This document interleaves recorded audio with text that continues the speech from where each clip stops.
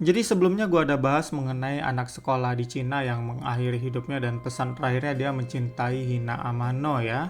Dan kali ini gue ingin membahas bagaimana orang-orang yang pengen mengakhiri hidupnya itu mereka tuh bahkan nggak bercanda ya dengan clue-clue yang mereka berikan.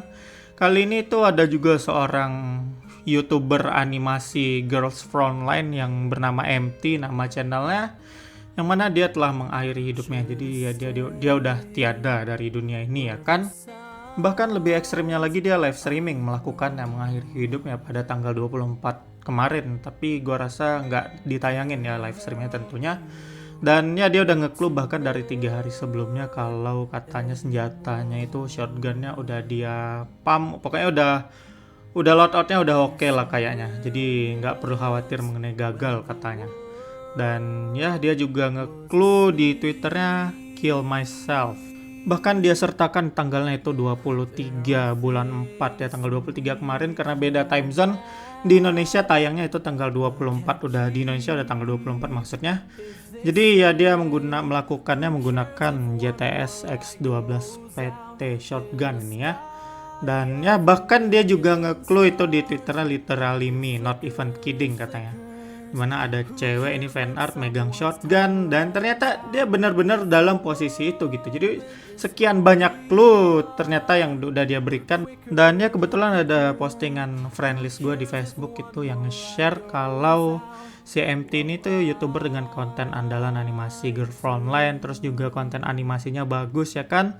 Dan ternyata dia pada pagi hari itu live di YouTube mengakhiri hidupnya ya kan. Dia nembak kepalanya pakai shotgun JTS X12 PT tadi.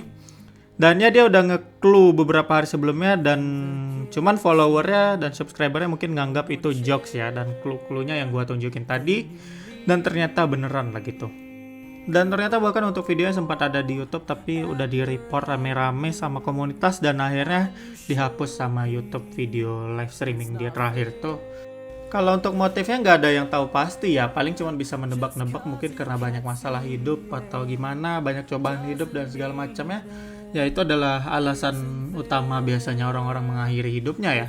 Apakah memang masalah hidup dia serumit itu sampai dia give up ya kan? Atau mungkin dia punya motif lain atau alasan lain.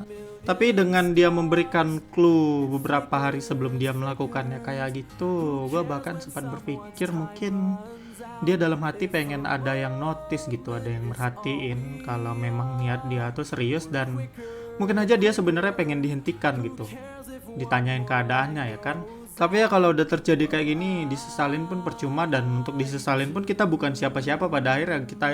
Misalnya kayak gua aja baru tahu pas udah ada kejadian kayak gitu dan postingannya lewat di beranda gua. Sebelumnya gua nggak kenal itu YouTuber tadi. Ya intinya mungkin pesan moralnya buat kita lebih sensitif aja sama orang-orang di sekitar kita ya, walaupun dia orang yang kita ikuti, YouTuber yang kita ikuti atau siapapun lah pokoknya. Kalau udah ada mereka ngasih clue-clue yang rasanya agak gimana gitu, mungkin coba deh tanyain kabar mereka. Siapa tahu mereka butuh temen ngobrol ya kan.